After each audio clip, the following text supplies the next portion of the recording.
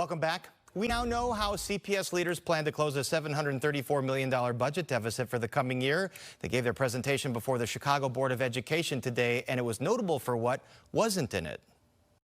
We have not included adding to our $9 billion debt burden as a strategy to close the FY26 budget gap. CPS Budget Director Mike Sitkowski says a proposed $200 million borrowing scheme could be the death knell for the school district's long-term finances. Borrowing for operating expenses would send the district into a downward spiral of credit downgrades, higher interest rates, and steeper cuts to staff, program, and services in the future. Today, Sitkowski and new CEO Macquillan King's leadership team unveiled their 2026 budget to the Board of Education. They say they'll close the budget gap without the borrowing and by pushing a $175 million employee pension payment onto the city. That is, unless the city or the state come through with additional funding to cover it. The plan was met with skepticism from board member Makilla Blaze, who was appointed by Mayor Johnson. We have to work with folks. We have to be good partners. We have to collaborate. And if we're going to act like we don't care about the city budget, why should they care about ours? The budget plan is the exact approach that former CEO Pedro Martinez took before he was fired for refusing the short-term high-interest loan pushed by both the mayor and the Chicago Teachers Union. Some parents groups offered praise to CPS leaders today for pushing back on those plans. Thank you, Dr. King, for making the decision to protect classrooms by rejecting the $175 million MEABF payment and avoiding new high-interest debt. This decision shows a real commitment to putting families first, even in the face of intense pressure. CPS leaders say they'll close the gap through TIF money, debt restructuring, and cuts outside of the classroom. And some more specifics on that. It's $126 million in non-classroom cuts they're proposing, some one-time funding sources, and debt refinancing. And joining us with some reaction is Joe Ferguson, president of the Civic Federation, along with board members Debbie Pope and Jennifer Custer. Thank you all for being here. I'll start with you, board member Pope. Some controversial elements here, pushing off that pension payment and no to some of that borrowing. Is this a budget you can vote yes on? No, I'm not comfortable with not fulfilling a promise that had been made and not fulfilled last year to the city. And part of why I'm not comfortable with it is the 28 alders signed a letter to us after we did not pay that money last year saying we gave you the excess TIF, the maximum TIF that we've ever given, and we gave it to you with this expectation. And you can't count on us doing this for you if you are not going to do your part to pay the MEABF. The majority of MEABF payments go to people who are annuitants, who worked for CPS, and I do believe that it is our obligation to assist in covering their pensions, and I do believe that there is a way to do that and to avoid any cuts to the classroom and to avoid the threat of mid-year cuts if we don't get the TIF money. Okay, and MEBF, that is the pension payment.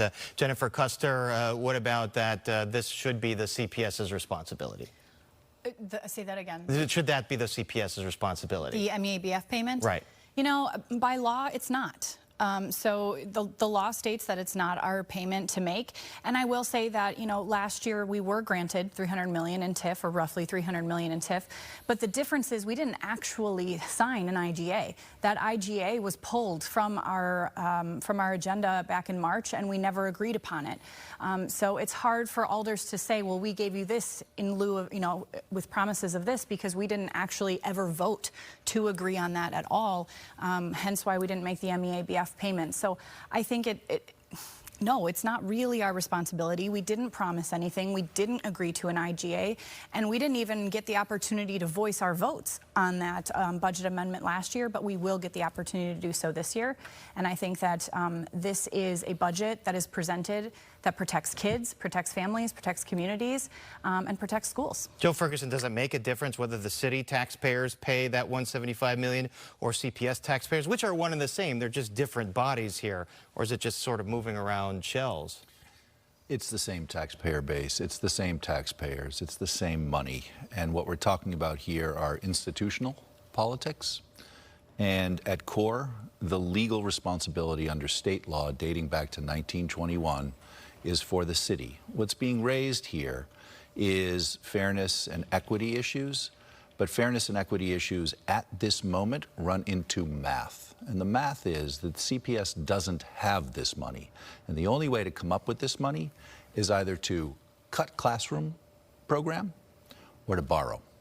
And if they borrow, we head down a path in which the credit rating agencies for a governmental body that already is in junk status heads down further, and there is a set of chain consequences that not only are bad for CPS, but that are bad for the city of Chicago as a government as well. All right, but Board Member Pope, you said that you do believe there's a way to make this payment for CPS and not cut anything into the classroom and hurt kids in any way. Let me say, I am a retired educator. I taught at neighborhood schools that were drastically underfunded. I am not willing to consider cuts, even mid-year cuts. And one of the problems with relying on this TIF money, if we don't pay the MEABF, is that if we don't get that TIF money, then we don't have another source, and we're faced with either furloughs, mid-year cuts, or some combination that I think is unfair to our children, particularly our children who are most disadvantaged. Are you saying, though, that you're not going to get TIF money then? What are you saying? I'm saying that we are not guaranteed to get the record TIF amount that we got in this past year if we do not fulfill what the city has expected of us and what these 28 alders indicated that they were very unhappy that they didn't get last year. I'm talking political reality. Political reality. Well, let me ask you this, though. Is there a way to fund this without, would you advocate for borrowing, then, to maybe meet these costs? Well, in an ideal world, I would say that the state should step up, give us fully funded mandated categoricals, consider some other sources of progressive revenue. President Trump just gave back a lot of money to the ultra-rich in Chicago. Maybe some of that money could be taxed by the state. That's my overall philosophy. In terms of short term, we may have to borrow, but I think that a large part of what we should do is go together as a board, as educators, with community organizations, hopefully with other organizations, to Springfield and say, we are funded at 73%. This is unsustainable, and it's not fair to our children. At the same time, the funding bill, it calls for full funding by 2027. But Jennifer Custer, do you believe that there's $1.6 billion that should be coming to CPS from the state, as the mayor has said and as CTU has said? Yeah, I don't think there's any question that CPS is underfunded by the EBF formula, but every district in the state is underfunded then by that same formula. So I would actually ask the question, are there other school districts around the state that have signed on to the same campaign that we are campaigning for? Because I have not seen anything in the media saying other school districts are going down to do, any of these same things and taking up this fight. Yeah, we need more money to fund our schools, absolutely. Can it get here in time to close this budget? I highly doubt that. So, we need to really think about what we can do right now to get this budget across the finish line that's going to have minimal impact to our children in the classroom. And, we are, if the mayor is going to declare a TIF surplus, we are entitled to that money from that surplus based on the percentage of our taxing body. So no alderman, no mayor can withhold that money from us. As soon as that is declared, that money is coming to us, no matter what.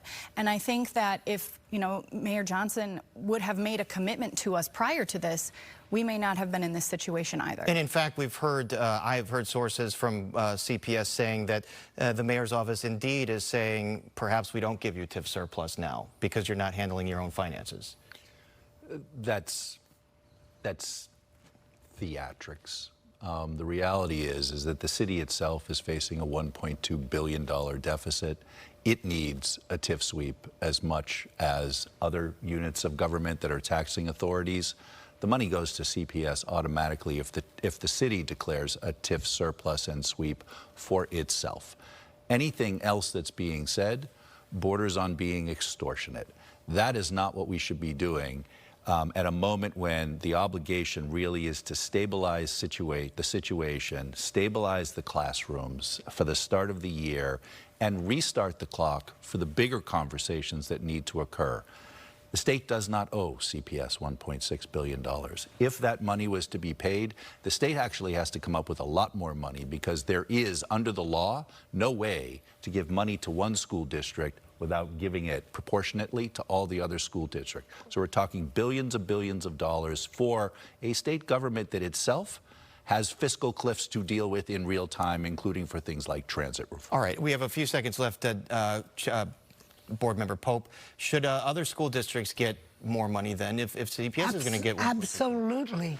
Many school districts throughout the state are struggling, and I think it's the state's responsibility to step up and help everyone from Peoria to East St. Louis and back. And very quickly on that, it took years to build this formula. It would take years to change that formula, and it would take a long time to come up with the money that would be needed, billions of dollars that the state doesn't have. All right, the politics are very difficult here, but you have until August 28th to digest and vote on this budget. My thanks to board members Pope and Custer and Joe Ferguson from the Civic Federation. We're right back after this.